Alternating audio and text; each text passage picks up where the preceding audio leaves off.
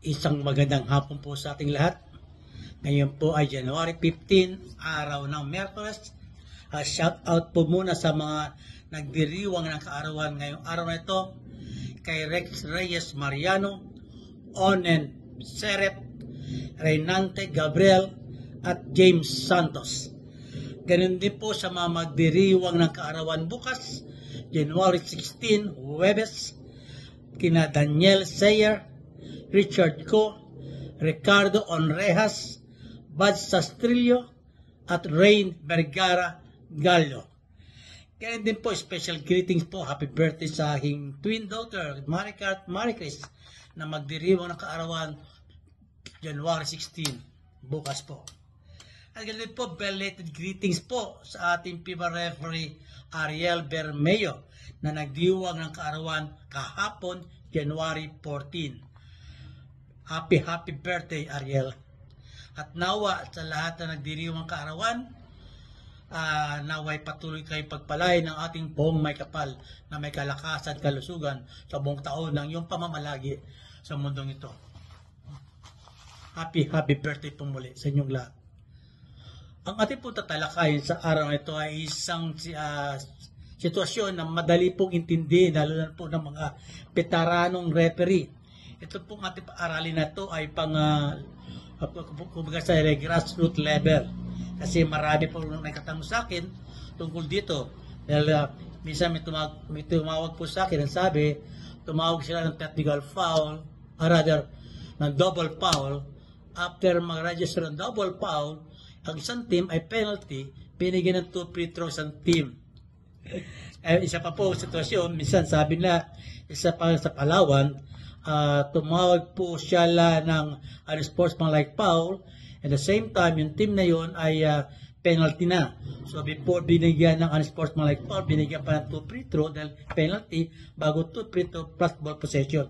Kaya nagkaroon 4 na free throw. Kaya double black eye po yun.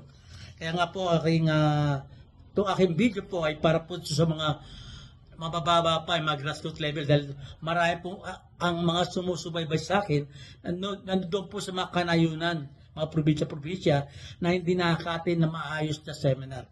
Okay, bigyan po natin. Ito po sitwasyon. Sabi doon, if both teams, Team A and Team B, are in team fouls penalty, in Team A at Team B, penalty na pareho, no?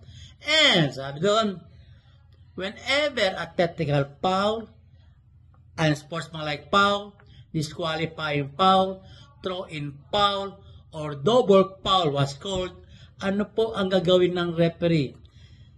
Ang gagawin dapat ng referee, disregard the team penalty. Don't be confused and never bothered if teams are in penalty situation.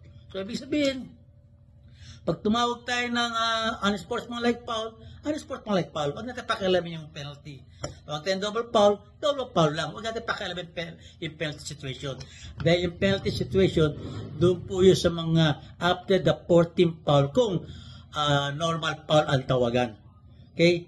Walang walang throw-in foul, double foul, o technical foul. Maliwanag pa tayo doon. Okay.